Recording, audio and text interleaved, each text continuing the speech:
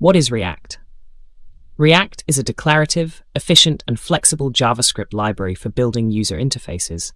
It lets you compose complex UIs from small, isolated pieces of code called components. In the provided code block, we import React and React DOM libraries. We define a functional component welcome that receives props and returns a greeting message encapsulated in an h1 tag. The props.name is a way to access the name property passed to the welcome component. The element is a JSX expression that tells React what we want to see on the screen, which in this case is the welcome component with a name prop set to world. Lastly, React DOM.render is called to render our element into the DOM within the element with the ID of root. Imperative versus declarative programming. When we talk about programming paradigms, two common terms that come up are imperative and declarative programming. Imperative programming is about the how. It focuses on describing the steps that the computer must take to reach an outcome. Declarative programming, on the other hand, is about the what. It involves stating the desired outcome without necessarily specifying the steps to achieve that outcome. React encourages a declarative approach to building user interfaces.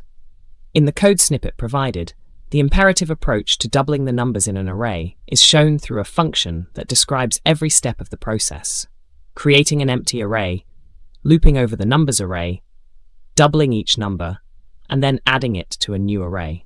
In contrast, the declarative approach uses the .map method, which abstracts the process of looping and allows you to describe what should be done to each element, in this case, doubling it, without specifying how the array iteration should be handled. React embraces the declarative paradigm, which makes the code easier to read and maintain. React versus Angular versus Vue. Understanding the differences between React, Angular, and Vue helps to choose the right tool for a particular web development task. React is a library for building user interfaces created by Facebook. Angular is a full-blown framework by Google for building client-side applications. Vue is a progressive framework for building user interfaces developed by Evan You. React focuses on component-based architecture, which enhances the reusability of code. It uses JSX for templating and encourages the use of functional programming patterns. Angular provides a more opinionated structure that includes a rich set of functionalities like two-way data binding, dependency injection, and an extensive list of built-in services. It uses TypeScript, which can help in maintaining larger code bases. Vue is seen as a balance between React and Angular, offering a simple approach to the reactive component system of React, with a more approachable syntax and similar tooling to Angular. Real-world applications of React. Single-page applications, SPAs, offer a seamless user experience by dynamically rewriting the current page rather than loading entire new pages from a server. React's component-based architecture, combined with modern techniques for routing and state management, makes it an ideal choice for building fast and interactive SPAs.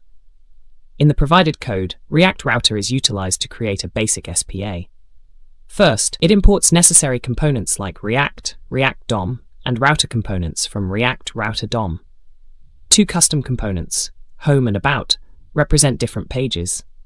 The app component includes a router with a switch that renders the home component when the path is / and the about component for / about. React's React DOM.render method mounts this app component to the root DOM element, thus initializing the SPA. Setting up a development environment. Before you can start developing applications with React, you need to set up a development environment. This will typically involve installing Node.js, a package manager like npm or Yarn, and a code editor of your choice. Additionally, you may also set up a React project using the create React app command, which scaffolds a new React application with a sensible default configuration.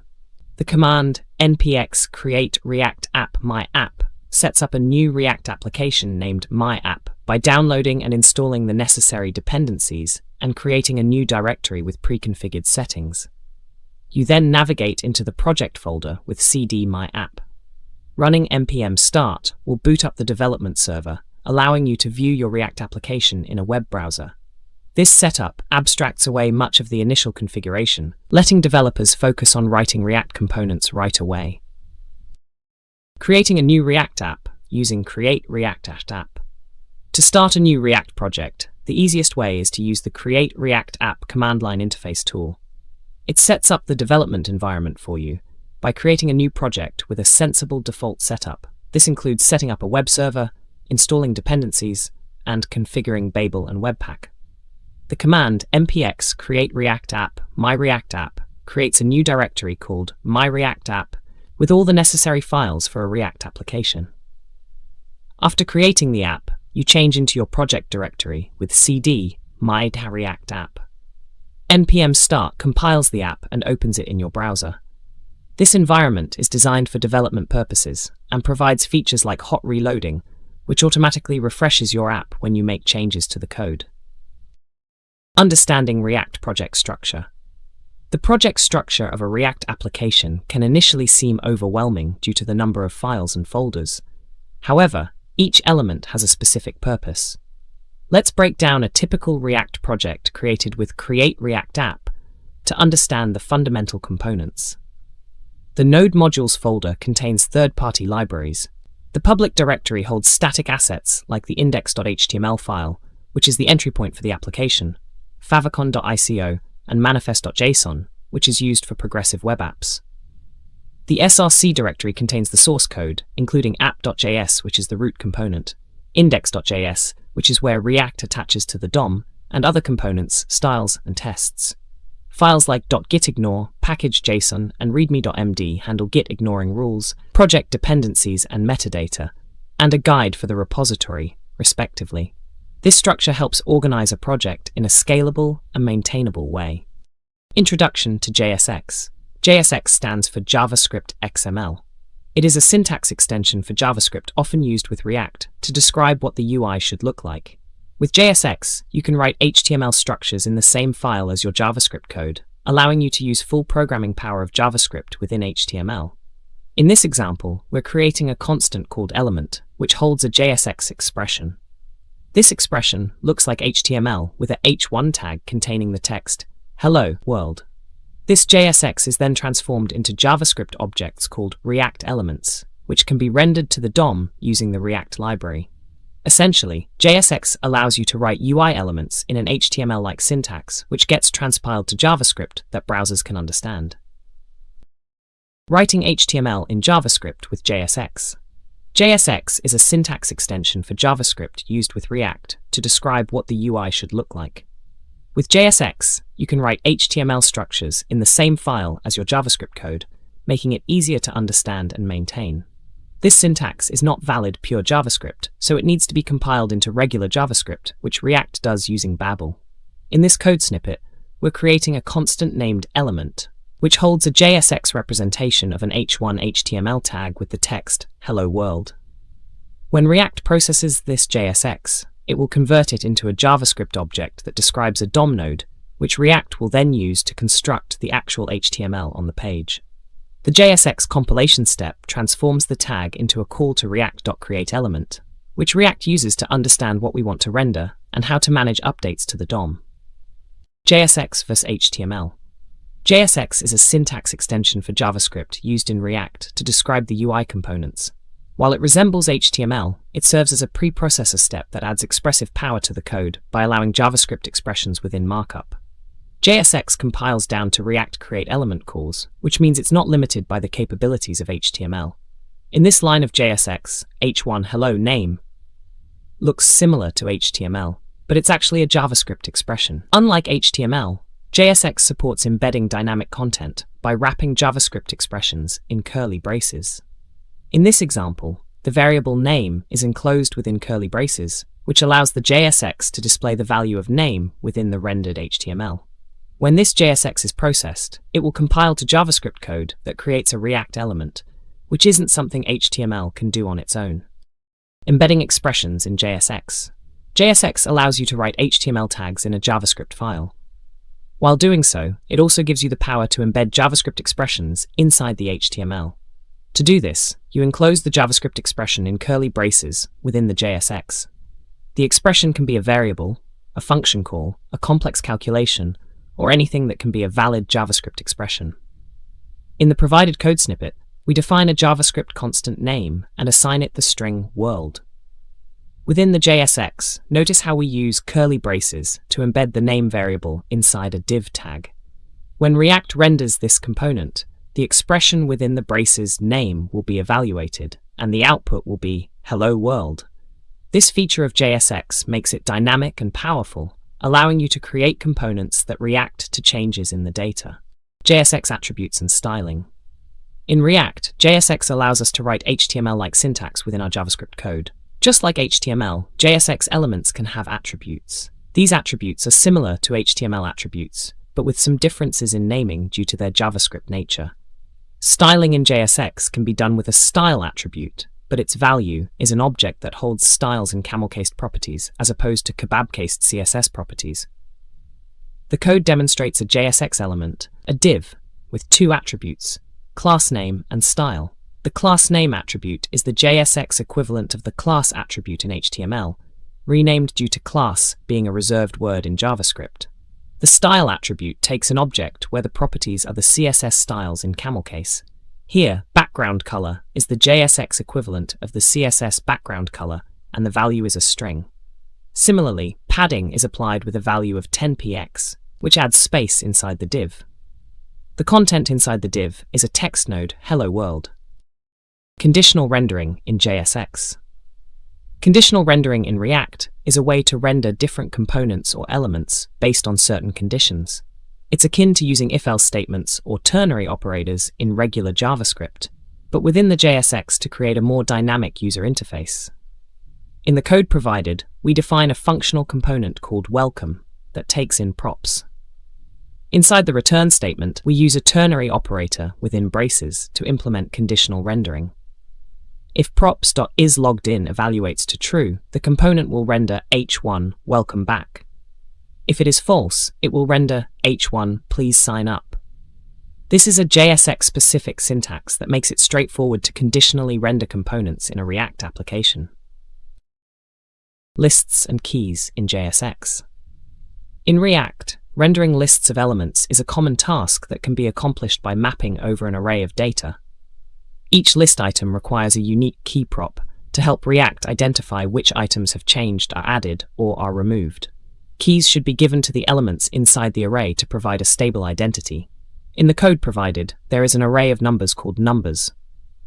To render these numbers as a list of HTML list items, the map function is used.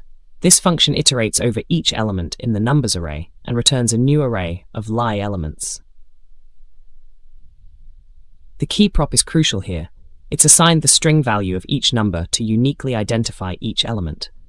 This allows React to perform reconciliation efficiently, updating the DOM to reflect changes to the list without having to re-render the entire list. The resulting array of lie elements is then included within a all tag to render an unordered list on the page. Understanding components and props. In React, components are the building blocks that compose complex UIs. Components let you split the UI into independent, reusable pieces and think about each piece in isolation. Props, short for properties, are a way of passing data from parent to child components, enabling them to be dynamic and reusable.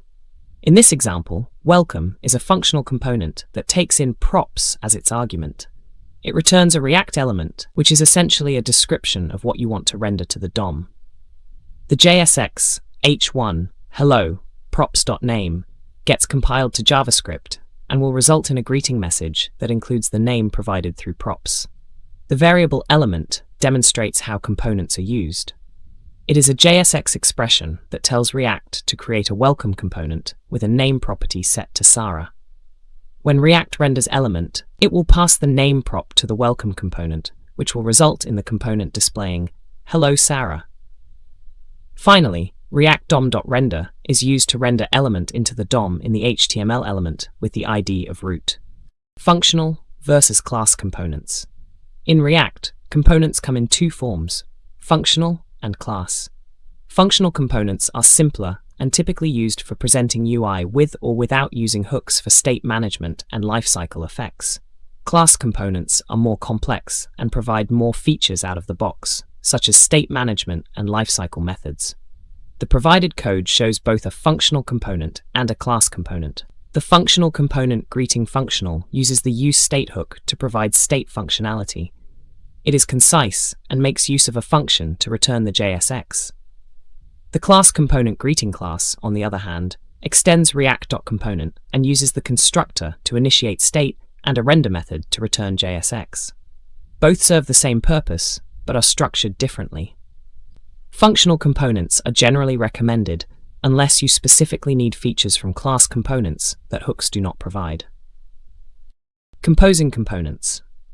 In React, components can be composed together to build complex user interfaces. Composition involves creating components that define part of a UI and then including these components within other, more complex components. This technique offers a way to encapsulate component functionality and promotes code reusability. The code provided showcases a simple example of composing components in React. The welcome functional component accepts props and returns a greeting message with the name passed to it as a prop. The app component is another functional component that uses the welcome component 3 times, each with different name props: Alice, Bob, and Charlie. The output of the app component is a div that contains 3 greeting messages, demonstrating composition by reusing the welcome component for each greeting. Extracting components. Extracting components in React involves breaking down a larger, more complex component into smaller, reusable pieces. This not only makes your code cleaner and more readable, but also allows for better reusability and separation of concerns. Suppose you have a component that is becoming complex because it's handling too many responsibilities. In such cases, you can start by identifying parts of its template or functionality that can be isolated, potentially reused, and maintained more easily if separated. In the example code, we started with a single comment component that was responsible for rendering user information alongside the comment text and date. To make the comment component simpler, we've extracted out a user info and an avatar component. The user info component is responsible for displaying the avatar and username, and it itself leverages the avatar component, which only cares about showing the user's avatar image. By breaking down complex components into smaller ones, we ensure that each component has a single responsibility, making our application more maintainable and easier to understand. Notice how props are passed down to child components to maintain a flow of data, showcasing another common React pattern. Props and prop types. Props, short for properties, are a mechanism in React for passing data from a parent component to a child component. They are read-only and help to customize the child component's appearance or behavior. In the presented code, we define a functional component named welcome that accepts props. We then use this component and pass a string Sarah to it via the name prop. When rendering welcome, it accesses the name prop and outputs a personalized greeting. React DOM.render mounts this to the DOM, resulting in the display of Hello Sarah. This demonstrates the basic use of props in React. State and lifecycle methods in class components. React components can be defined as classes or functions. Class components allow you to manage state and lifecycle methods to hook into specific moments in the component's lifetime, such as when it mounts, updates, or unmounts. This .setState is used to update the component's state, and React will re-render the component to reflect the updated state. Lifecycle methods like component.didMount, component.didUpdate, and component.willUnmount are used for side effects and cleanup. In the clock component, state is initialized in the constructor with the current date. Component.didMount is called after the component output is rendered to the DOM. Here, we set up a timer with setInterval, which calls the tick method every second. Inside tick, setState is used to schedule an update to the component's state with the new date. Component.didUpdate can be used to execute side effects whenever the component updates. Component.willUnmount is called before the component is removed from the DOM and is where you perform any necessary cleanup, such as invalidating the timer. The render method returns the UI for the component, which will update when state changes, showing the correct time. Stateless functional components.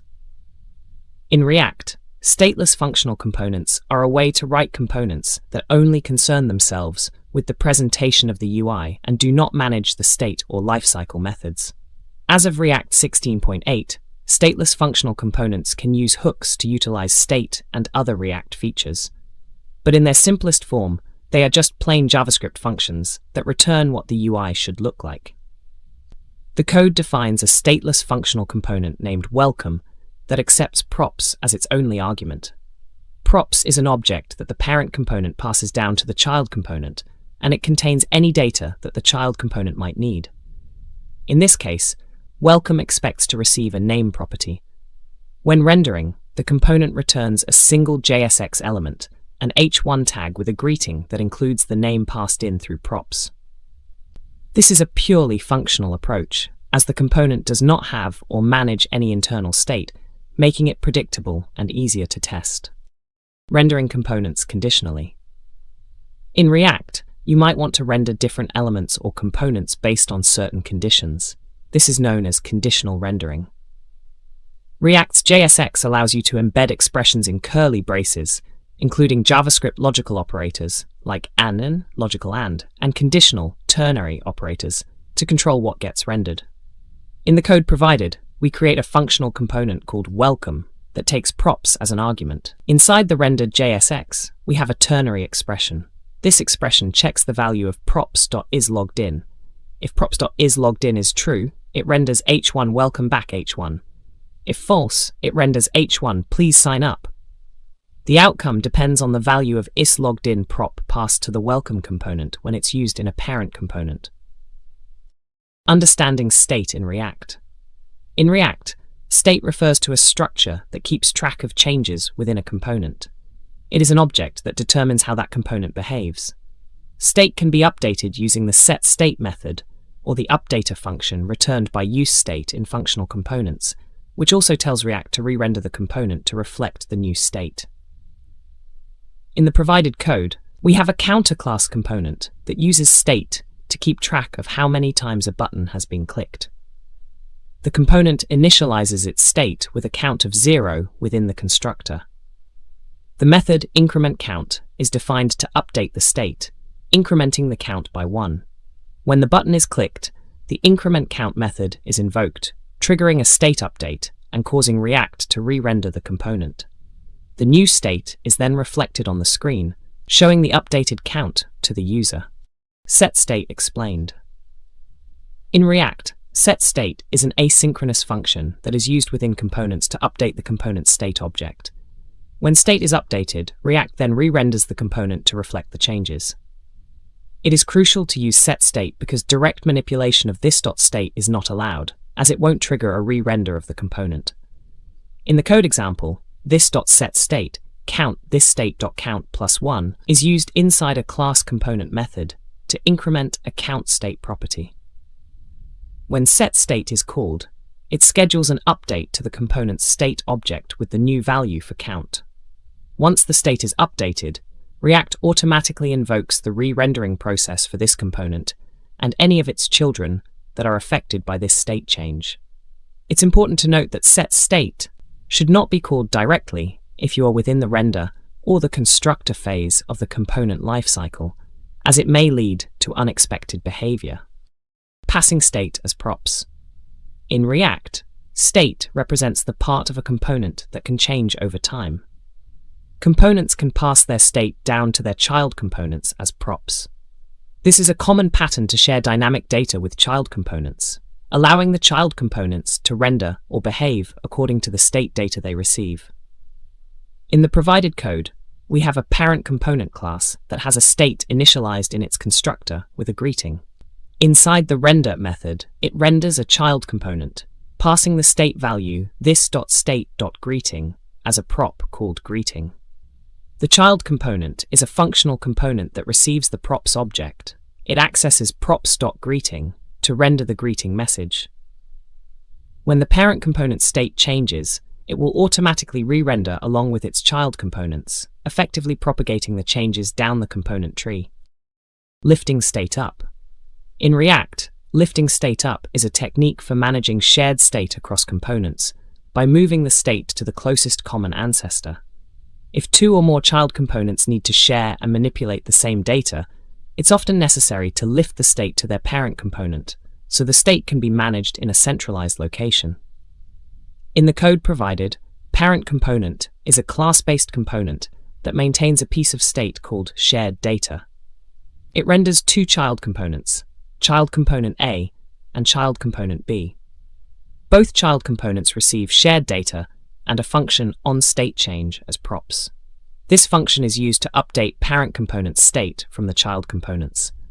When child component A's button is clicked, it calls onStateChange with a new state value which updates the shared data in parent component, and this updated state is reflected in both child components.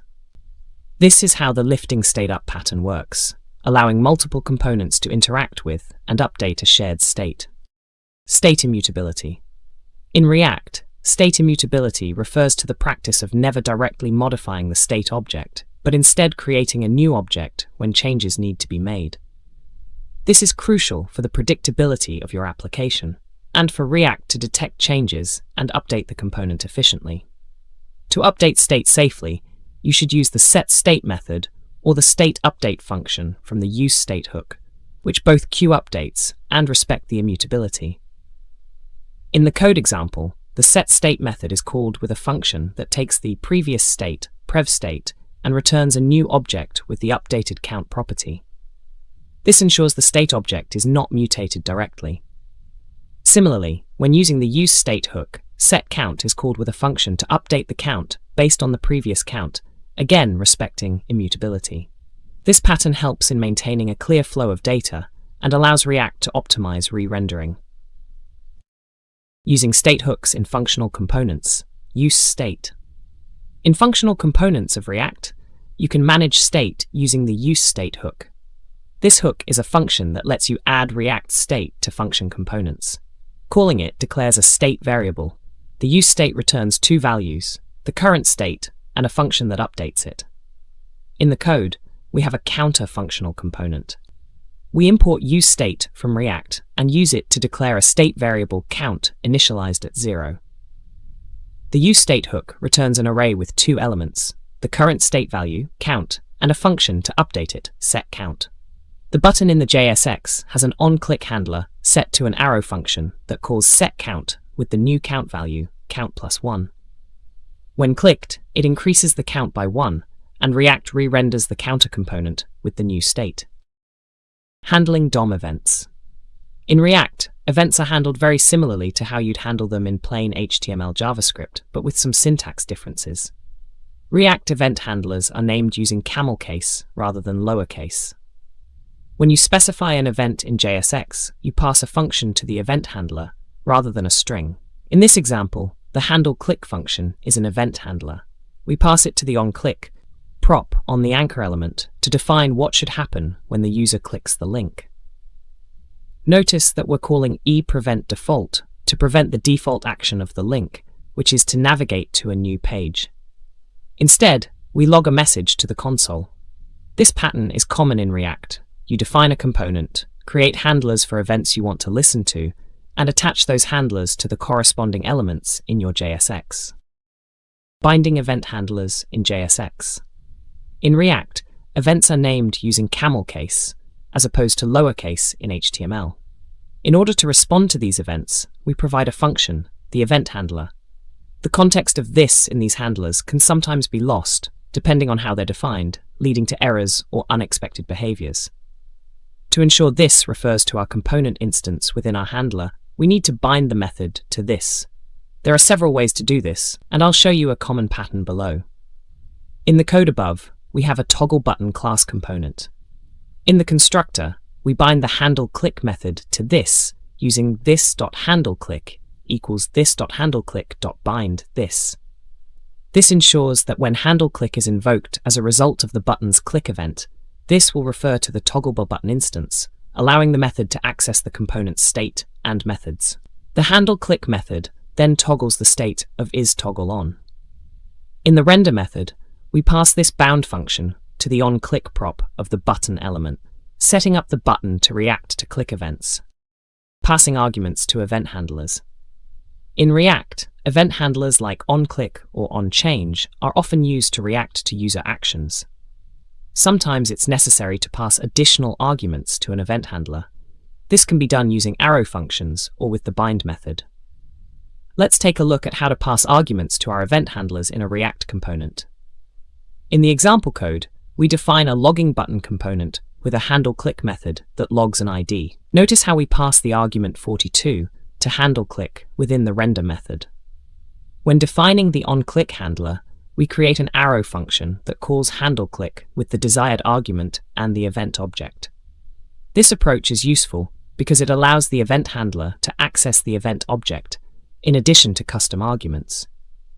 By using an arrow function, it's easy to include as many arguments as necessary, while still retaining the this context of the component.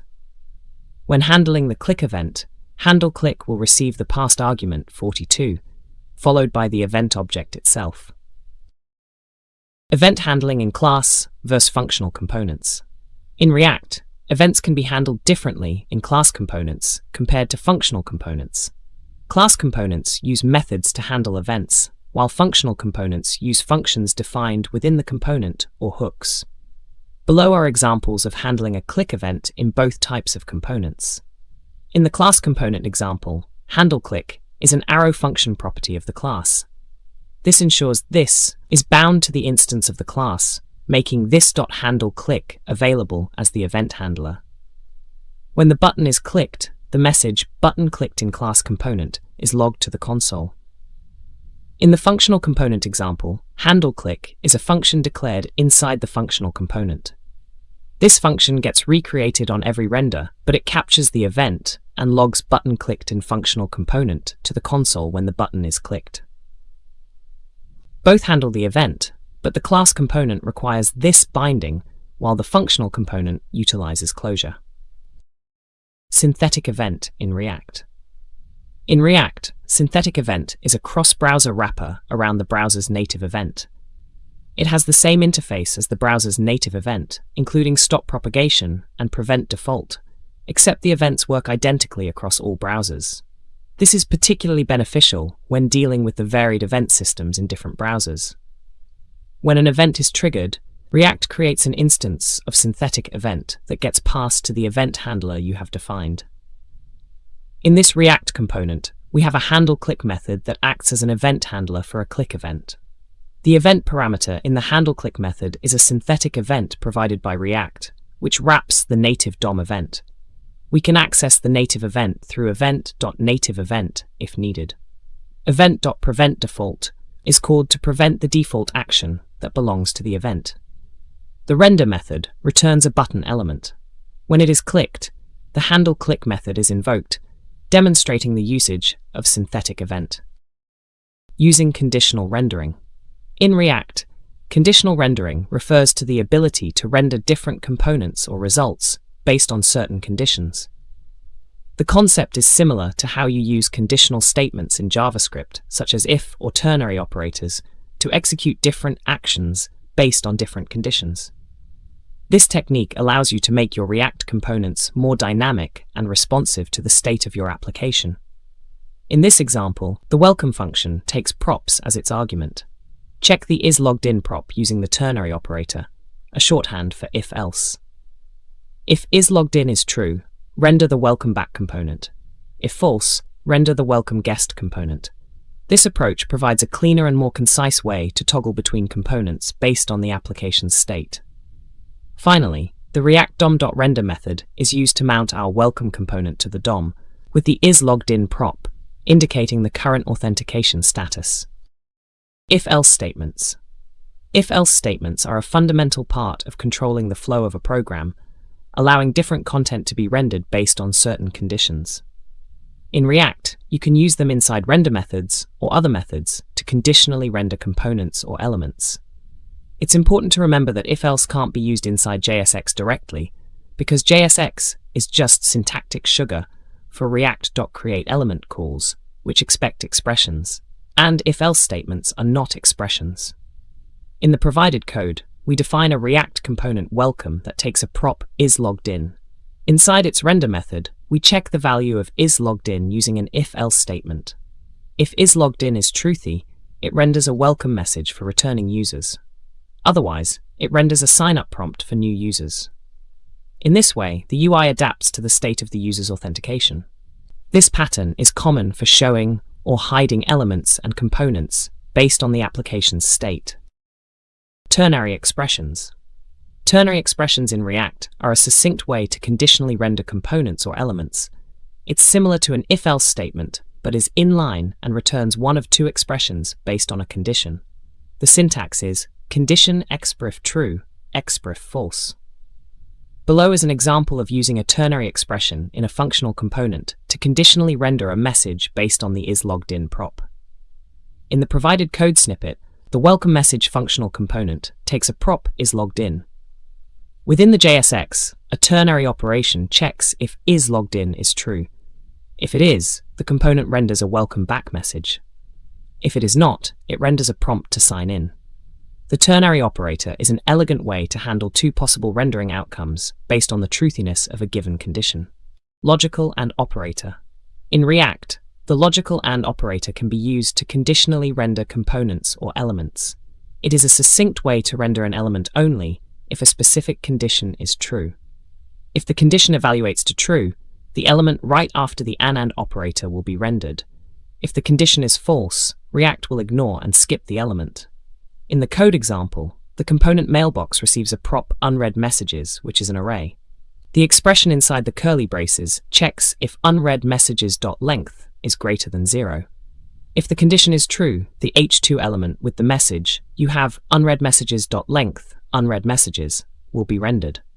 If there are no unread messages, condition is false, nothing after the and operator is rendered, and the h2 element is effectively skipped. Switch cases in JSX. In React, conditional rendering often uses either ternary expressions or logical operators. However, when component rendering depends on complex state conditions or enum-like values, switch case statements can be beneficial.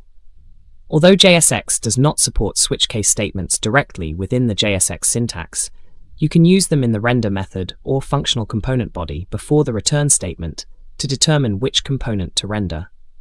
The code defines a functional component myComponent, which takes a prop status. Inside the component's body, a switch case statement is used. Depending on the value of status, the variable content is assigned one of several components corresponding to the current state. After the switch case logic, the content is then wrapped inside a div element and returned as the output of the component.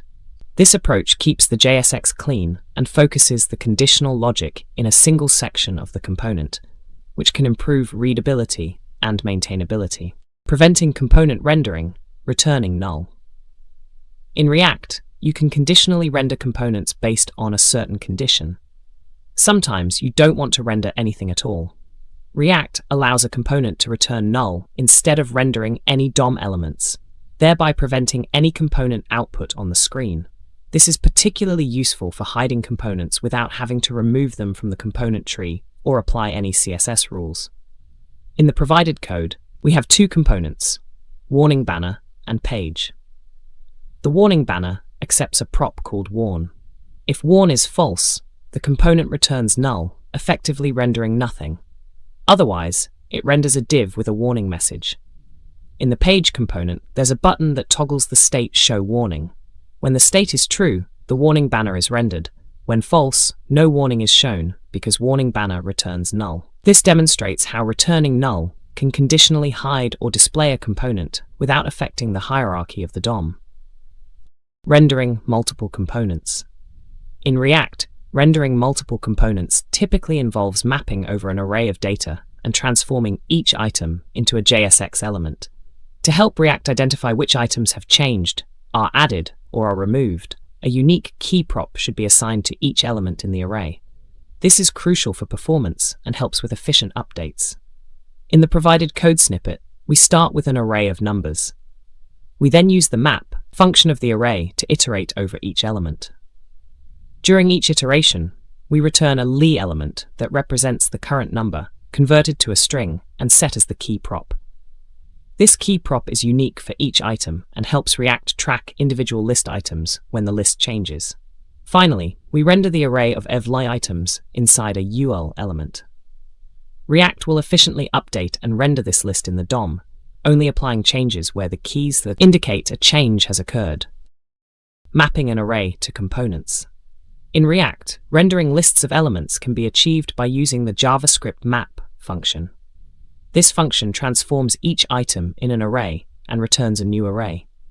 When dealing with React components, map is commonly used to convert an array of data into an array of components, each representing an item in the data array. It's important to provide a unique key prop for each component for performance optimization and to help React identify which items have changed. In the provided code snippet, we have an array called numbers containing some integers. We want to display each number as an item in an unordered list in our React application.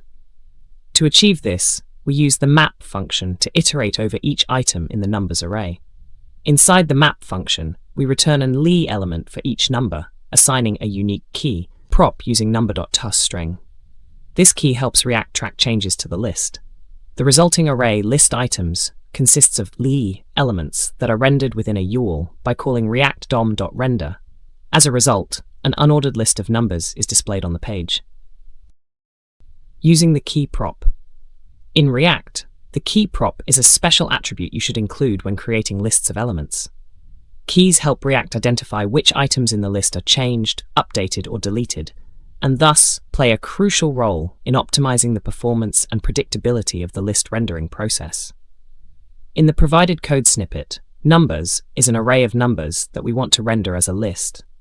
The map function is used to iterate over each item in the array, and for each item, a lee element is created.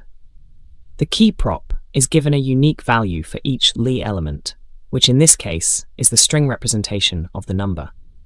This unique key helps React maintain the state across re-renders should the data change, and it is essential for the efficient update of lists. Extracting component with keys. In React, we use keys to give elements a stable identity when creating lists of elements. When you extract a list item as a separate component, you should pass the key to the extracted component as it's still part of the list. In the code provided, list item is an extracted component that represents an item in a list. Although the list item component receives key as a prop, it doesn't need to declare it explicitly, since key is a special prop used by React itself to manage the reordering, additions, and deletions of items in the list. The number list component represents the entire list and uses .map to create an array of list item components, each with a unique key prop that is derived from the item's value. It's important to note that the key should be specified directly on the list component, list item in this case, inside the map call and not on the lee element within the list item component. Keys and component identity. In React, keys are used to identify which items in a list have changed, are added, or are removed. This is important for performance, as React can use the keys to optimize re-rendering of lists by reusing existing DOM elements. Each key should be a stable and unique identifier. A common pattern is to use IDs from your data as keys. In the provided code, we're mapping over an array of numbers to create a list of lee elements. Each lee element is given a unique key prop, which is the string value of the number it represents. This key helps React identify which elements have changed, been added, or been removed when the list is updated. Using numbers as keys is appropriate here, since each number is unique and stable. Always ensure the keys are unique among siblings, not globally unique. Best practices for choosing keys. In React, keys are used to identify which items in a list have changed, are added, or are removed. The best practice for choosing keys is to use a string that uniquely identifies a list item among its siblings. Most often, you would use IDs from your data as keys. When you don't have stable IDs for rendered items, you can use the item index as a last resort. In the code example, Todus is an array of Todo objects, each with a unique D property, which is used as a key for each list item. This helps React to optimize rendering by reusing existing elements. Note that using index as a key should be avoided unless there are no stable IDs and the list is static and will not change. This is because index-based keys can negatively impact performance and may cause issues with component state when the list changes. Handling form inputs. In React, handling forms is a bit different from handling forms in plain HTML. React typically uses a controlled component approach where the form data is handled by the state within a React component. This approach provides some benefits, such as easily integrating with the component's state and handling data validation. In the provided code, myForm is a React component class that encapsulates a form. The component's state holds the current value of the form input in value.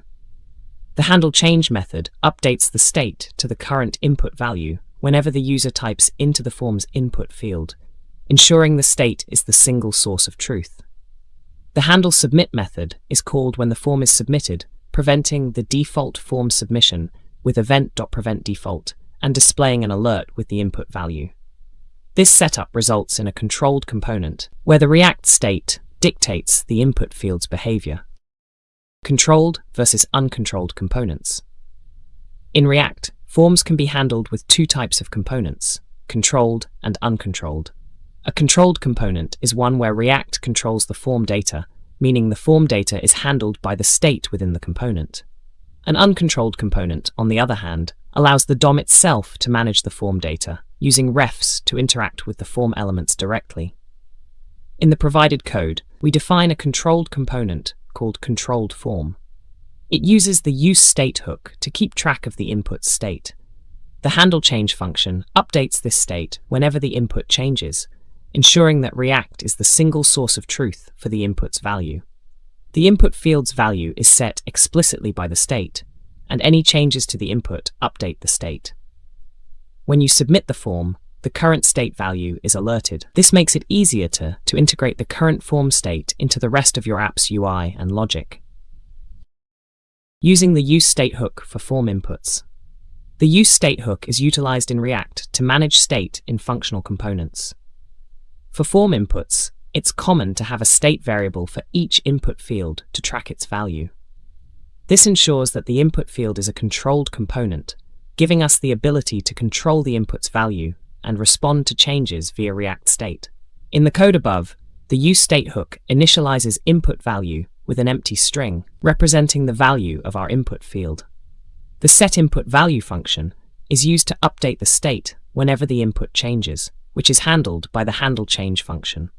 Every keystroke in the input field triggers the handleChange function, setting the state to the current value of the input. This makes the input field a controlled component, as its value is being controlled by React state. In the JSX, we bind the input value to the value attribute of the input tag, ensuring the display value in the input field is always in sync with the state. Validating forms. Form validation in React is crucial for ensuring that the user inputs data in the correct format before it is processed or sent to a server. Client-side validation provides immediate feedback to the users and can prevent the submission of a form with incorrect or incomplete information. This also saves server resources by catching errors on the client side itself. In the provided code example, we have a class component called form with state that holds the username. The handleChange method is updating the state as the user types into the input field.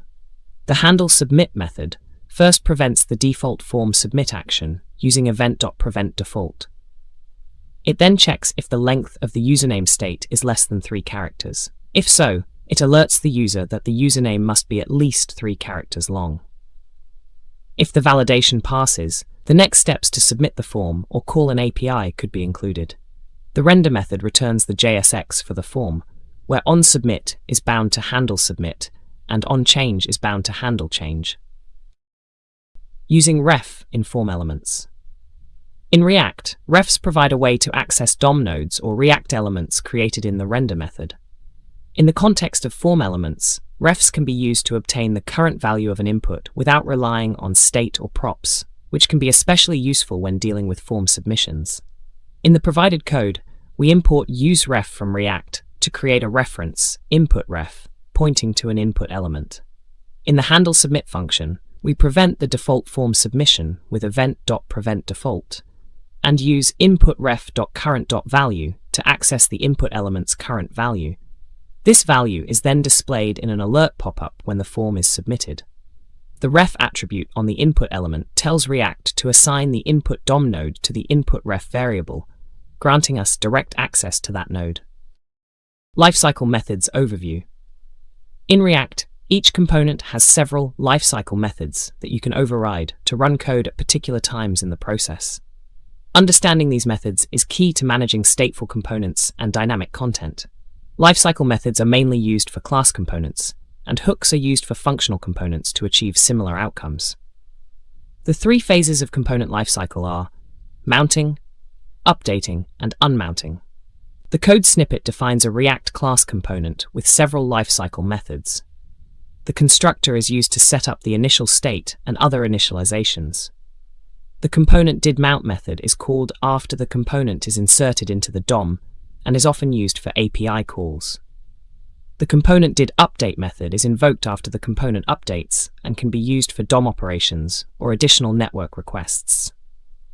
Component willUnmount is called right before the component is removed from the DOM, and it's where you can perform any necessary cleanup. Finally, the render method is used to output the component UI to the DOM. Mounting, updating, and unmounting phases.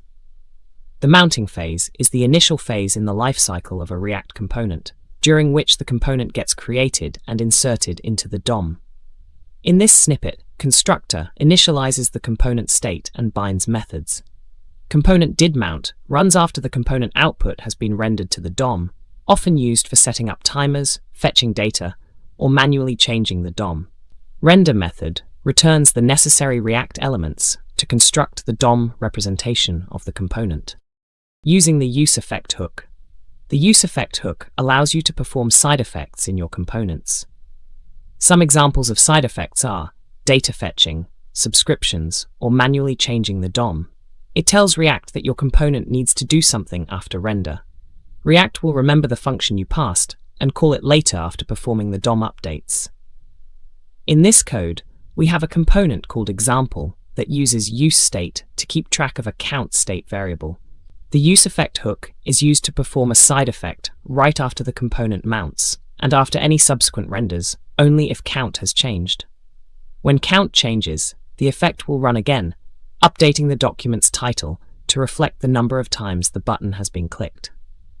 By specifying count in the dependency array of useEffect, we tell React to only rerun the effect when the count value changes. Cleaning up resources in useEffect.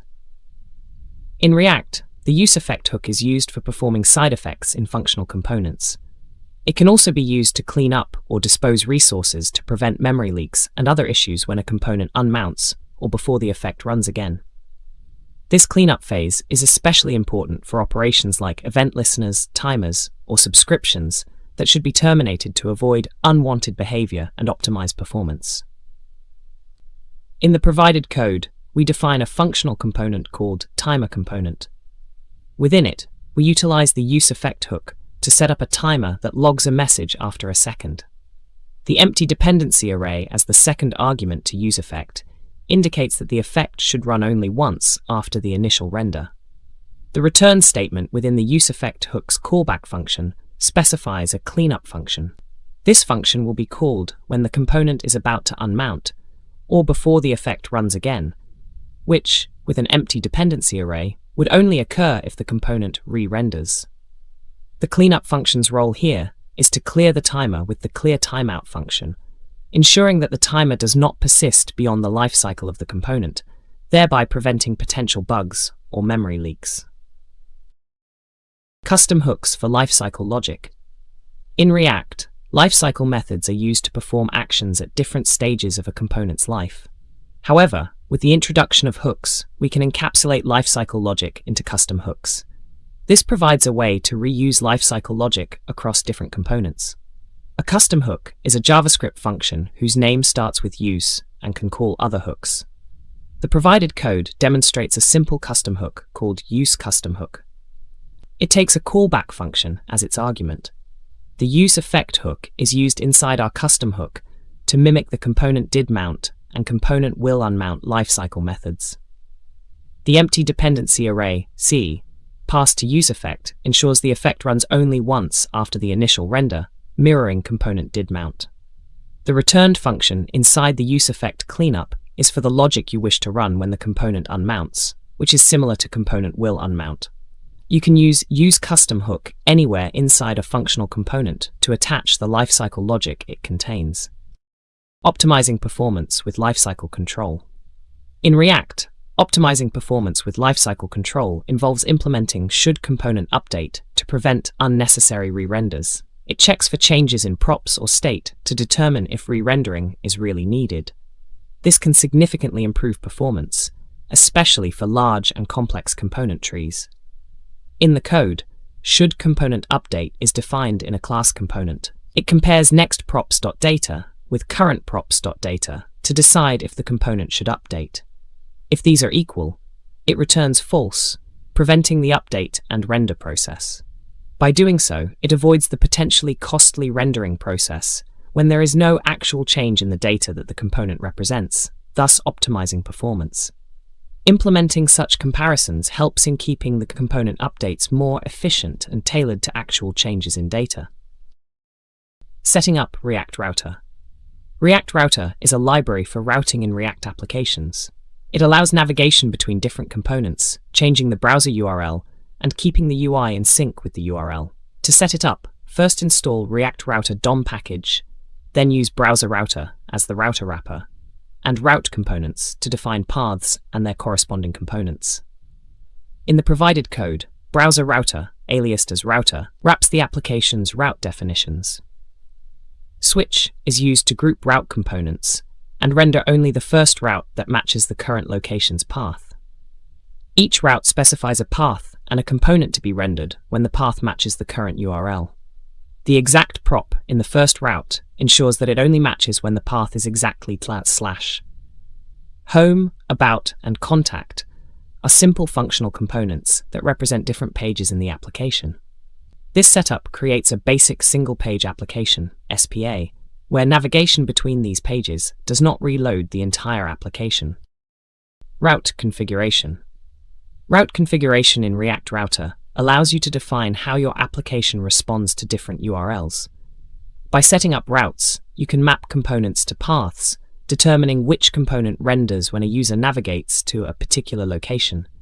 This makes it possible to create single-page applications with navigation similar to that of a multi-page website. The provided code exemplifies basic route configuration using React Router. First, we import React and the necessary components from React Router DOM. Inside the app component, we wrap the route definitions with the router component. We then use the route component to define 3 routes. The exact prop on the first route ensures that the home component only renders when the path is exactly /. Without exact, home would render every path that starts with /. The path prop specifies the URL path, and the component prop dictates which component should render for that path. The home, about, and contact components are simple functional components that render different headings, illustrating different pages within the app. Route matching. In React Router, route matching is the process of determining which route's content should be displayed based on the current browser URL. When a user navigates to a particular URL, React Router matches that URL against a set of predefined routes to find the best match. Each route can specify a path, and when the path matches the current URL, the router renders the associated component. The route with the most specific match will take precedence over more general routes. Let's look at an example to understand this better. In the provided code, we have a React app that uses React Router for navigating between different components. The browser router is a router component that uses the HTML5 history API to keep the UI in sync with the URL. Inside the browser router, we use a switch component, which renders the first child route that matches the location. The route components define a path, and the component that will be rendered when the path matches the current URL. The exact prop in the first route ensures that it matches only when the path is exactly /, which is the root of the site. Without exact, this route would match any path, as every path starts with /. Dynamic routes with parameters. In React Router, dynamic routes allow us to create paths that are flexible and can match a pattern rather than a fixed path. By using route parameters, we can capture values from the URL that can be used to load dynamic content or perform other actions based on the URL's variable parts. In the provided code, we define a route for displaying individual posts in a blog. The post ID is a route parameter, defined in the path as post_id. When navigating to /post/123, 123 will be captured as the post ID. Inside the post component, useParams is used to access post_id, which can then be used to load the post with ID 123, or for any other dynamic functionality. The route component within routes defines the dynamic path and the corresponding component to render, in this case post. Navigating with link and navlink. In React Router, link and navlink are used to navigate between pages in a single-page application without reloading the page. They generate anchor air tags in the DOM, but prevent the default browser behavior of reloading the page on click. Instead, they use the browser's history API to change the URL. The code snippet above sets up basic navigation in a React app using React Router. The link component is used to create a link to the homepage, while navlink is used for the about page. The difference between link and navlink is that navlink can apply an active class to the rendered element when it matches the current URL, which is useful for highlighting the currently active link in a navigation menu. Active class name equals active sets the class to apply when the link is active. Inside the router, route components map URLs to corresponding components. Programmatic navigation. Programmatic navigation in React Router is a way to navigate through your application without using components like link or navlink. Instead, you use the React Router's API to change routes programmatically. This can be useful in scenarios where an action should lead to a change in route, such as after a form submission or based on some application logic. In this code, useHistory is a hook from React Router that allows you to access the history instance used for navigation. We first import useHistory from React Router DOM and use it inside a functional component called myComponent. The handle navigation function calls history.push with the new route path you want to navigate to, which is /newPage in this case. When the button in the component is clicked, the handle navigation function is executed, navigating the user to /nested routes. Nested routes in React Router allow developers to structure their applications in a hierarchical manner, reflecting a natural flow of navigation within the app. For example, you might have a user's route, and within that route, different user profiles may be accessed via their unique IDs. Such nested routes enable more complex user interfaces with components that nest within each other, aligning with the structure of the URL paths. In this code snippet, we're using React Router to define nested routes. The router component wraps the entire route configuration. The top-level route defines a path/users, which renders the users component. Within the users component, we have another route that matches a dynamic segment of the URL, user ID, used for rendering individual user profiles, user profile component. The match object is used to access the current URL and path information to construct nested URLs and paths dynamically. This setup allows user profiles to be rendered within the context of the /users path in the URL, creating a nested browsing experience. Redirects and not found pages. In a web application, managing routes and directing users to the correct content is essential. React Router allows us to handle scenarios where a user navigates to a route that doesn't exist, a not found page, or when we want to redirect them from one route to another programmatically. Implementing redirects and not found pages helps in maintaining a good user experience by guiding users and avoiding displaying dead ends or broken links. In the provided code snippet, we're using React Router's switch component to group route components. The switch will only render the first child route or redirect that matches the current location. The exact prop on the first route ensures that it only matches when the path is exactly /. If a user navigates to /redirect, the route with render prop will execute a function returning a redirect component, which sends the user to /newPath. If no other routes match, the last route, without a path, is a catch-all that renders a not found component, displaying a 404-page not found message, ensuring users are always presented with some feedback rather than an empty page. Context API for prop drilling. In React, prop drilling is the process of passing props from a higher-level component to a lower-level component that needs them. However, when the component hierarchy becomes complex, prop drilling can result in cumbersome and less maintainable code. This is where the Context API comes into play. It provides a way to share values like props between components without having to explicitly pass a prop through every level of the tree. In the code example, we use the createContext function from React to create a new context called themeContext with a default value of light. The app component then uses a themeContext.provider to set the value of the context to dark for its child components. The toolbar component does not need to know about the theme context directly. Instead, it renders a themed button. Inside themed button, we use the useContext hook to access the current context value for theme context. In this case, useContext theme context will return dark, and the button will be styled accordingly. This demonstrates how context can be used to avoid prop drilling by passing the theme directly through the context. Understanding Redux. Redux is a popular state management library for JavaScript apps, and it's most commonly used with React. It helps you manage the state of your application in a predictable way by using a single store. To understand Redux, we need to know about actions, reducers, and the store. Actions are payloads of information that send data from your application to your store. Reducers specify how the application's state changes in response to actions. The store brings actions and reducers together, holding the state of the app.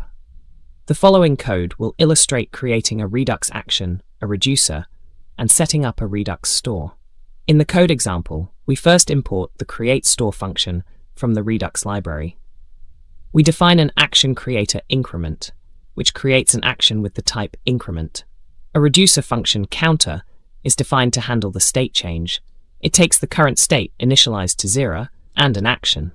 The reducer checks the action.type and increments the state if the action is of type increment.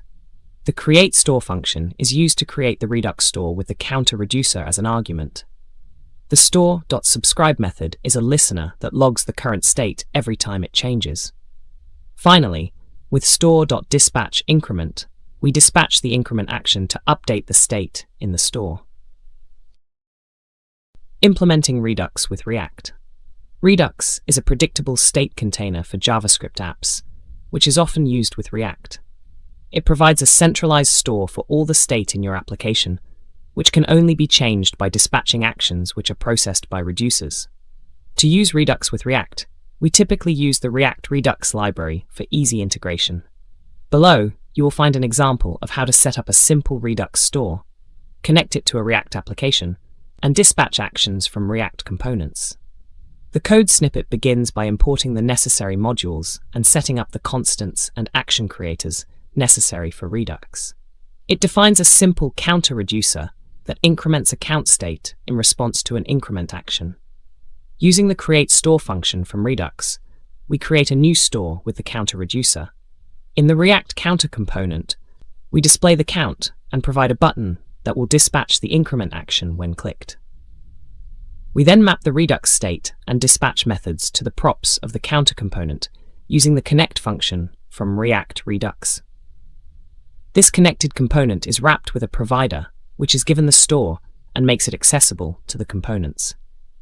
Finally, the app containing the connected counter is rendered to the DOM. Using middleware with Redux. Middleware in Redux is a powerful feature that allows you to write custom functions that can modify, delay, or augment the actions dispatched to your store before they reach the reducers. It is used for logging, crash reporting, talking to an asynchronous API, routing, and more. This code snippet illustrates how to apply middleware to a Redux store using the apply middleware function from Redux, along with the Redux Thunk middleware. First, we import createStore and apply middleware from Redux, and Thunk from Redux Thunk. We define initial state and root reducer. The store is created with createStore, passing in the reducer and the middleware applied with apply middleware Thunk. The Thunk middleware allows us to write action creators that return a function instead of an action, making it possible to handle asynchronous operations within actions. Async actions with Redux Thunk. Redux Thunk is a middleware that allows you to write action creators that return a function instead of an action. This functionality is particularly useful for handling side effects, such as asynchronous operations, like fetching data from an API. Actions in Redux are plain objects which must be synchronous, but thunks can delay the dispatch of an action, or dispatch only if a certain condition is met. In the provided code, we set up a Redux store with a simple reducer, myReducer, and apply the Redux thunk middleware using apply middleware thunk. The reducer handles two action types, fetch data begin and fetch data success, to manage a loading state and store fetch data respectively. The fetch data function is an action creator that returns a thunk, a function that takes dispatch as an argument. The thunk dispatches a fetch data begin action to indicate the start of an API request. It performs the fetch operation, waits for the promise to resolve, and then dispatches a fetch data success action with the data received from the API. This setup allows the application to handle asynchronous actions within Redux. Redux Saga for side effects. Redux Saga is a library that aims to make application side effects, i.e. asynchronous things like data fetching and impure things like accessing the browser cache, easier to manage, more efficient to execute, and better at handling failures. It uses an ES6 feature called generators to make those asynchronous flows easy to read, write, and test. By using sagas, you can separate your synchronous and asynchronous logic, making the codebase more maintainable and clean. The code provided is a basic example of a saga in Redux Saga. The fetchUserGenerator function listens for user fetch requested actions. When such action is dispatched, Redux Sagas takeEveryEffect listens to it and runs fetchUserSaga. Inside fetchUser, the call effect is used to call the API method api.fetchUser and pauses the saga until the promise resolves. When the API call is successful, it dispatches a user fetch succeeded action with the user data by using the put effect. If the API call fails, it dispatches a user fetch failed action with an error message. The mySaga function is the root saga that combines all other sagas. React Redux hooks. In a React application using Redux for state management, React Redux hooks allow you to interact with the Redux store in a more convenient and cleaner way compared to the older Connect, higher-order component pattern. The two primary hooks are useSelector, which lets you read data from the store, and useDispatch, which gives you the ability to dispatch actions. This code defines a counter component that interacts with a Redux store. In this component, the useSelector hook is used to access the counter value from the application's state, allowing the component to re-render whenever this state changes. The useDispatch hook returns the dispatch function from the Redux store, enabling the component to dispatch actions. When the button is clicked, it dispatches an action created by incrementCounter, intending to increment the value of the counter in the store. React.memo for memoization. React.memo is a higher-order component in React that is used for optimizing the performance of functional components by memoizing the rendered output.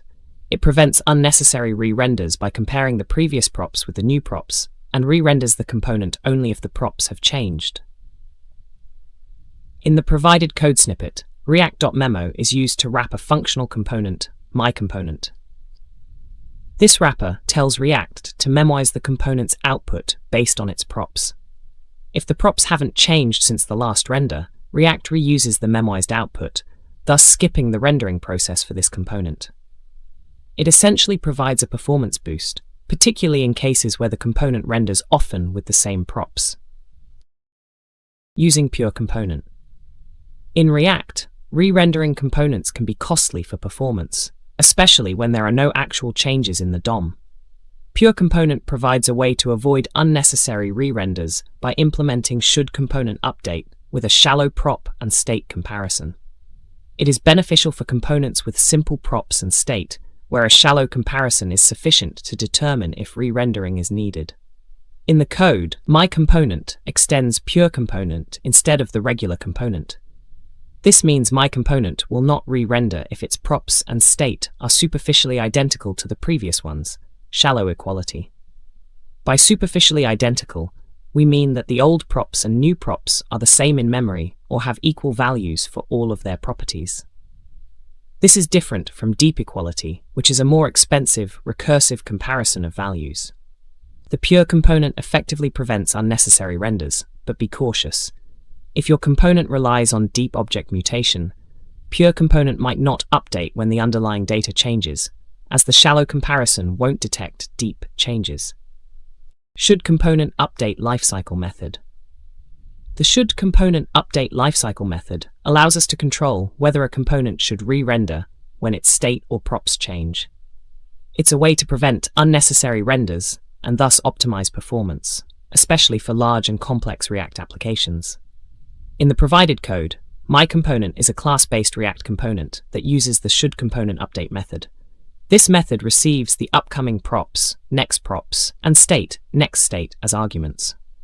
Inside should component update, we compare the new prop value with the current prop value.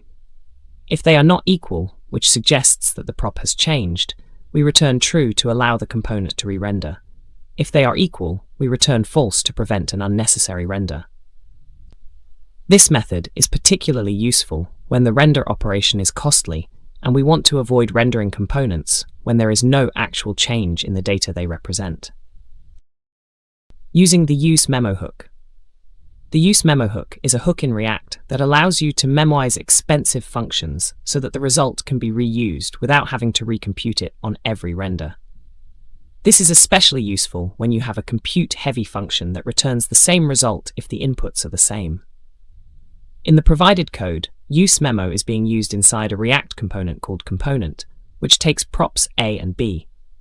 The hook memoizes the result of compute expensive value AB, which is presumed to be an expensive computation.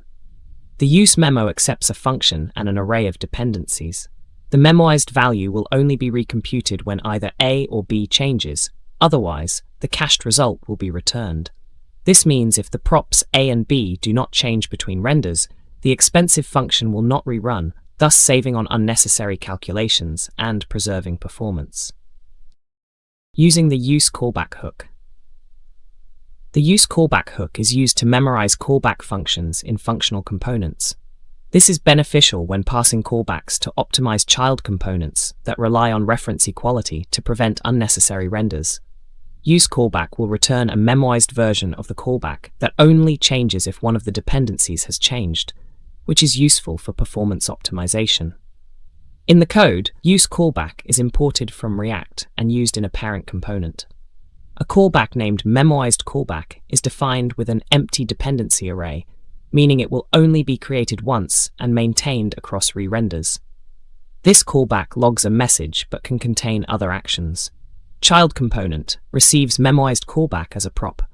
Since the function reference doesn't change, child component won't re-render needlessly if it is optimized with React memo or should component update. Code splitting with React.lazy and suspense. Code splitting is a feature supported by bundlers like Webpack, Rollup, and Browserify, which can create multiple bundles that can be dynamically loaded at runtime. React lazy function lets you render a dynamic import as a regular component. Suspense lets you specify the loading indicator in case the component is not yet ready to render. In the provided code, React.lazy is used to split the code at a specified point, so other component will only be loaded when it is first rendered. The import call inside React.lazy is a dynamic import that returns a promise which resolves to the import of other component. The suspense component wraps around other component, and it uses the fallback prop to specify the content to display while the lazy component is still loading, in this case a simple div with the text loading. When the other component has been loaded, it will replace the fallback content seamlessly. Virtualized lists with React window. Rendering large lists can be performance intensive and lead to slow user experiences. Virtualized lists, which render only a portion of the items, are a common solution to this problem. React Window is a popular library for virtualizing long lists and grids in React applications. It provides components like fixed size list and variable size list that render only the items that are currently visible in the viewport, significantly reducing the number of DOM nodes created and managed. In the provided code, fixed size list is imported from React Window and used to render a virtualized list. the list receives several props. Height and width set the size of the list container. Item count indicates how many items are in the list, and item size is the height of each item. In the render prop function, items are rendered based on the current index, which represents the item's position within the visible portion of the list. The style object is provided by React window and must be applied to each item's container for correct positioning within the list. Introduction to testing in React. In React, testing components is crucial to ensure they work as expected. Tests can validate component rendering, user interactions, and state management. Various tools and libraries like Jest, React Testing Library, Enzyme, etc. are commonly used for testing React components. In the given code, we're testing a React component named myComponent using Jest and React Testing Library. First, we render the component within the test environment. Then we use screen.getByText to query the DOM for an element with text that matches the slurn React iregex. The presence of this element in the document is asserted with expectLinkElement to be in the document, which is the actual test that checks if myComponent renders the expected content. Setting up Jest and React Testing Library. To test React components, we typically use Jest as a test runner and React Testing Library to render components and interact with them in tests. Jest is a popular testing framework which provides a lot of built-in functionalities for running and organizing tests. React Testing Library offers lightweight utilities to test components in a manner consistent with user interactions. The provided command is for setting up Jest and React Testing Library in a React project.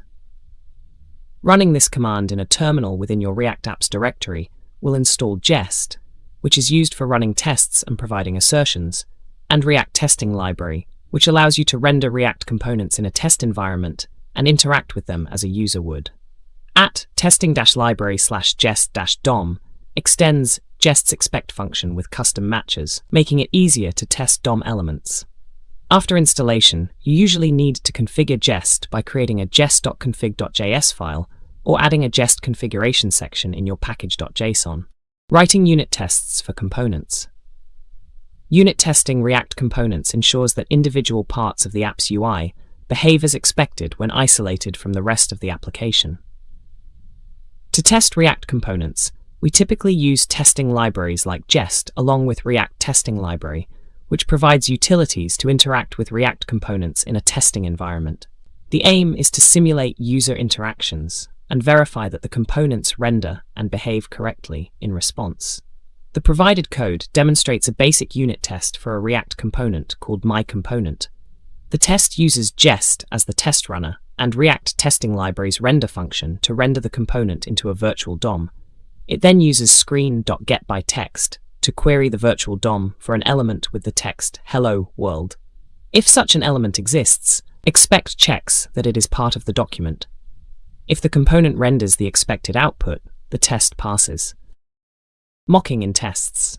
In testing React components, mocking is a crucial concept where we replace complex, slow, or unavailable parts of the system with simplified implementations. This allows us to isolate the component under test and assert its behavior in a controlled environment. In the provided code, jest.mock is used to replace the behavior of module name with a mock function when the test runs. The jest.fn equals mocked module creates a mock function that always returns mocked module when called. During the test, it's asserted that the function SumFunction using the module should now return mocked module as a result of the mocking. This test will pass if SumFunction using the module relies on the module and utilizes it in a way that the mocked return value matches the expected output. Testing hooks. React hooks are an essential part of functional component architecture, allowing you to use state and other React features without writing a class. Testing hooks can be a bit tricky because they cannot be called directly in test environments, as they require a React component context to work properly. For testing hooks, React provides a utility called ReactHooks/testing-library, which enables hooks to run within a test environment by mimicking the way they would run inside a functional component. The code demonstrates how to test a custom React hook using the @testing-library/ReactHooks package. The render hook function is used to render the hook within the test environment.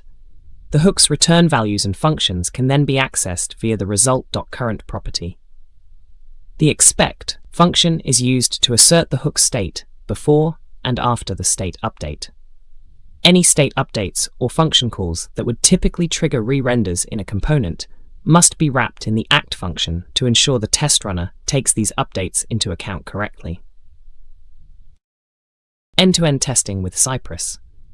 Cypress is a popular end-to-end testing framework designed to simulate real user interactions with a web application in a real browser environment. This helps to ensure that your entire app functions correctly from the perspective of the end user, including React components and their integration with APIs, databases, and more. In this Cypress test, we describe a test suite for a Todo app. First, we use side.visits to navigate to the root of the app. We then simulate a user typing learn Cypress enter into an input field with a data-tested attribute of new to-do, representing a typical pattern to add items to the to-do list. After simulating this input, we check if there is exactly one list item, E, in the to-do list by using the .shouldHave.length 1 assertion. Lastly, we ensure that the text of the first list item is correct, which determines the test passes only if the item learn Cypress is successfully added to the list. Higher order components. A higher order component, HOC, is a function that takes a component and returns a new component. By convention, HOCs are named with the with prefix, such as with user, indicating that the returned component has some additional functionality related to user. HOCs provide a way to reuse component logic, which can lead to more manageable and DRI, don't repeat yourself code. They are similar to higher order functions in JavaScript, which take functions as arguments and return a function. The code defines a higher order component named with extra info that takes a component, wrapped component, as its parameter. The returned function, the HOC itself, takes props and returns a new JSX tree. Inside this JSX tree, the wrap component is rendered with all its original props passed down using the spread props syntax. Below this, we have added a paragraph with some extra information. This demonstrates how we can enhance the wrapped component with additional elements or functionality. The usage example showcases how to apply this HRC to a component named SumComponent to create a new enhanced component, which will render the sum component along with the additional paragraph. Render props. The concept of render props refers to a technique for sharing code between React components using a prop whose value is a function. A component with a render prop takes a function that returns a React element and calls it instead of implementing its own render logic. In the code provided, mouse tracker is a React component that expects a render prop. This prop is a function that takes the component's state as its argument and returns a React element. In this pattern, the mouse tracker component is responsible only for tracking the mouse and providing its position via state, while the rendering logic is completely controlled by the render prop. This makes the component highly reusable and its rendering easily customizable. When using mouse tracker, we provide a function to the render prop that receives the mouse state and returns the desired JSX, which in this case is a message displaying the mouse's current coordinates. Error boundaries. Error boundaries are React components that catch JavaScript errors anywhere in their child component tree, log those errors, and display a fallback UI instead of the component tree that crashed. They are a way to gracefully handle errors in a React application. Error boundaries work only in class components and can catch errors during rendering, in lifecycle methods, and in constructors of the whole tree below them. In the provided code, we define a class error boundary which extends React component. In the constructor, we initialize the state with a property hasError set to false. The getDerivedStateFromError method updates the state so that the next render will show the fallback UI. ComponentDidCatch method allows us to catch errors and, for example, log them. Inside the render method, we check if hasError is true. If so, we render a fallback UI. Otherwise, we render the children components normally. This error boundary component would wrap around any other components to catch any errors they might throw. Forwarding refs. In React, refs provide a way to access DOM nodes or React elements created in the render method. Forwarding refs is a technique for automatically passing a ref through a component to one of its children. This is particularly useful with higher-order components or when creating a component library. It allows the components to be more flexible and reusable by giving the parent components access to the DOM node of the child component. The code defines a fancy button component that forwards its received ref to the native button element. It uses the forward ref API provided by React to pass down the ref. This ref can then be used by a parent component to access the native button element directly. For example, the parent could focus the button by calling ref.current.focus. We create a ref using react.createRef and pass it to fancy button. Since fancy button forwards the ref.current will point to the actual button DOM node, proving that the ref was successfully forwarded. Compound components. Compound components in React allow for a more declarative and flexible way to share implicit state and logic between multiple components without tightly coupling them. This pattern is used when we want to create a set of components that work together in harmony, like tabs, accordion, etc., where each component may need to be aware of or communicate with its siblings without relying on a parent component to coordinate everything.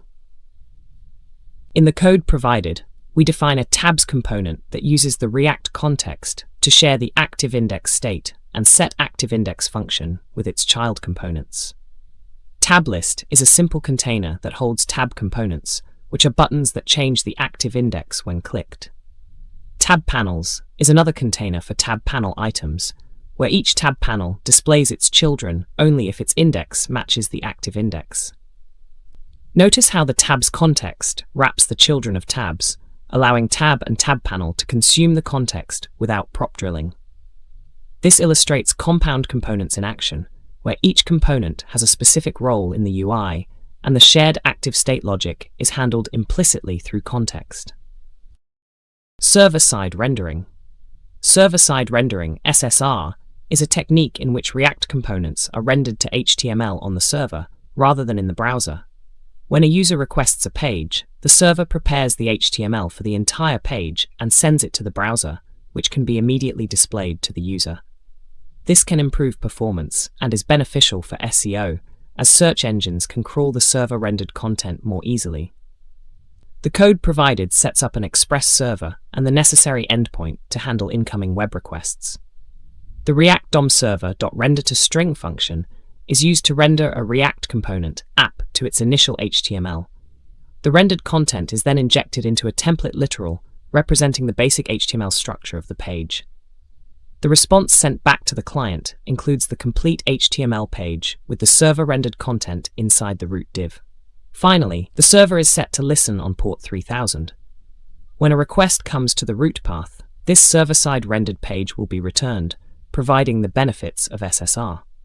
To make this functional with real routing and handling client-side hydration, more code would be necessary. Static site generation with Next.js. Static site generation, SSG, with Next.js is a feature that allows you to generate HTML pages at build time, which can be deployed to a CDN and served to clients without the need for a server to render the pages for each request. This can result in very fast page loads since the HTML is already generated and can be cached by CDN. Next.js leverages getStaticProps and getStaticPaths methods for SSG. In the code, getStaticProps runs at build time and is used to fetch the data that is needed to render the page. When you export a function called getStaticProps from a page, Next.js will pre-render this page at build time using the props returned by getStaticProps. The optional revalidate property is used to enable incremental static regeneration, allowing the page to be regenerated periodically. GetStaticPaths is used for dynamic routes to define a list of paths that have to be rendered to HTML at build time. The fallback option is set to blocking, meaning that new paths not generated at build time will cause the user to wait for the page to be generated on the first request. The homepage component receives the fetched data as a prop and renders it. GraphQL with Apollo Client. GraphQL is a query language for APIs and a runtime for executing those queries with your existing data. Apollo Client is one of the most popular GraphQL clients that enables you to manage both local and remote data with GraphQL.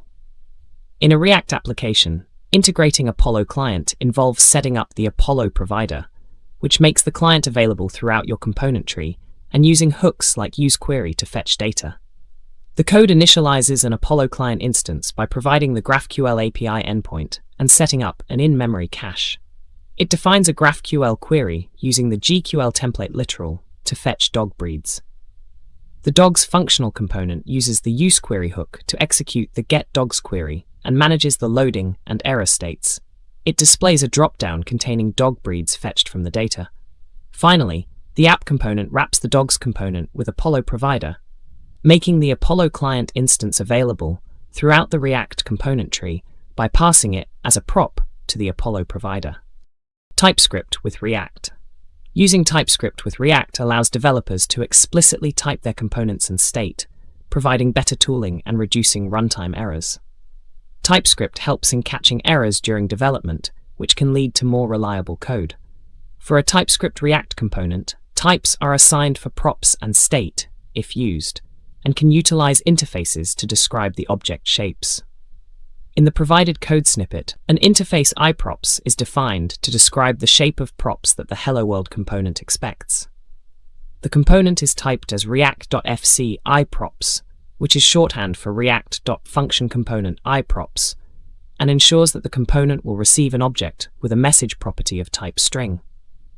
The Hello World component simply renders a div element with the provided message. This TypeScript syntax helps the developer to ensure that the Hello World component is used correctly throughout the application by providing the required message prop when instantiated.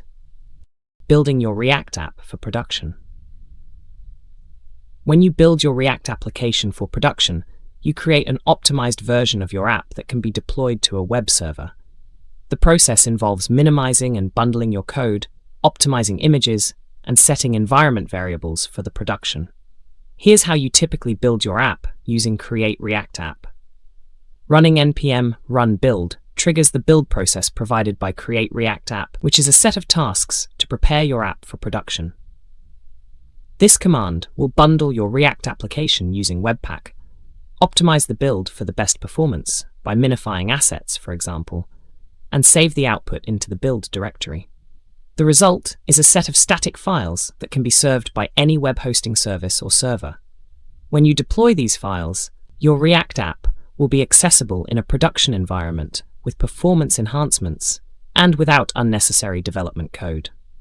Deployment options: Netlify, Vercel, etc. Netlify is a popular choice for deploying React applications seamlessly. It connects to your repo and provides continuous deployment from your Git branches. Below is a generalized series of steps explaining how to deploy a React app to Netlify.